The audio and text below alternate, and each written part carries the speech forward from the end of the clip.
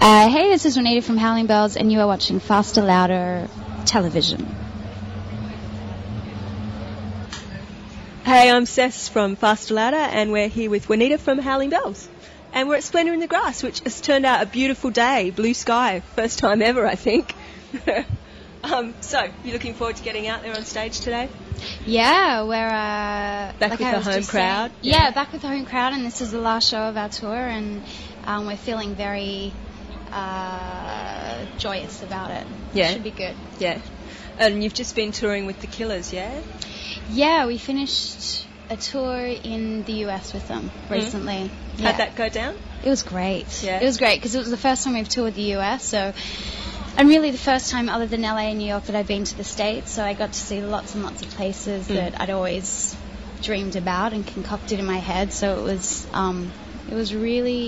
a discovery, the whole tour. A cool band to be going on tour with. Yeah. I mean, they're huge, so it was mind-blowing for us to open for a band like that and have that much of an audience. It's it's some places you were playing to 5,000 kids in Phoenix, Arizona, and then you'd go to LA and they had 25,000 people there, which is beyond comprehension. You just past the first couple thousand people, you can't. It's just forget about it. Yeah, you can't. How do you play a show like that? Does it require a whole different sort of demeanour from you as a performer? Yeah, it does, and I like to treat an audience with respect and not be condescending in any way. So I'm not one of those people who's like, "Oh, you guys having a good time?" It's not. You can't be like that with that many people. You just you have to try your best to embrace them in any way you can. I don't know how to encompass that many human beings in one room. I guess when you're the main band and you've got, a wild, epic production set up, then it makes it a lot easier. But when it's just you and the band and hardly any lights, you've got to work a lot harder. Yeah. Was it a big learning curve for you, doing those kind of big scale shows? Yeah. Yeah, you do learn how to communicate in a very different way, and also the geographical, it's different. Playing in different American audiences are very different to English audiences to Australian, so it's interesting. Did you feel kind of a fair bit of pressure from when the album came out, given there was the whole enemy, next big thing? Pressure as in to sustain the momentum? Yeah, and also because there was such great expectations because of that, do you know what I mean? You mean coming back to Australia? Yeah.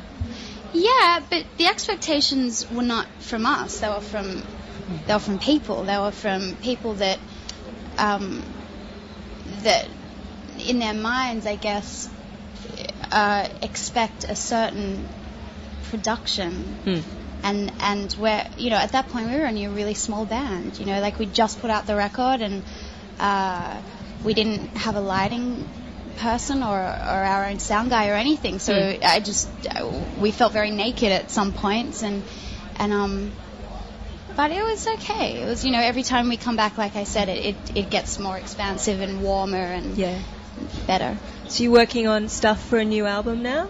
Yeah, we finished today, and then we spend the next month here cooped up somewhere and we'll write the new record. Yeah. When do you think it will come out? We're hoping the beginning of next year. I really want it to be snappy. I want to write it and then record it by the end of this year and then get it out really early next year. Do you think it's going to be as raw as the last one, just in terms of emotionally as well for you? That was quite a revealing album, I think. Yeah, I think it always will. I think the dam breaks at some point. Once you expose yourself to that extent, it's hard to then go back to being quite sheltered. So I think it's out there, and I'll continue to do that until... No, I think I'll always... Yeah. It's part of my learning curve, and the sound, I suspect, will change. Yeah.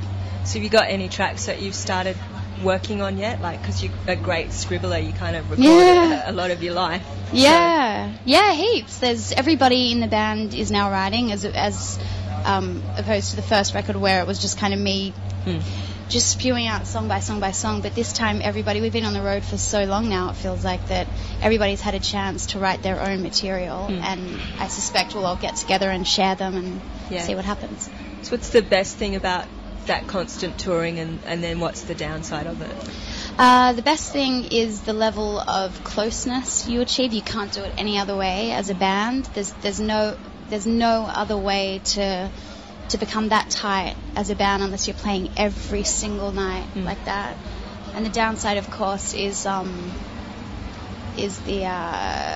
strangeness of it all. It's a very strange lifestyle, living on a bus and meeting different people every single night. There's no routine in that, and that can be damaging after a while. So, does Australia still feel like home to you? Yeah, of course.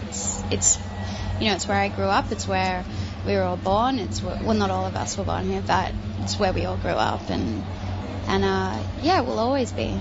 It's very close to our hearts. Yeah, cool. Righty, I reckon I've got enough. Thanks, Juanita. Finito.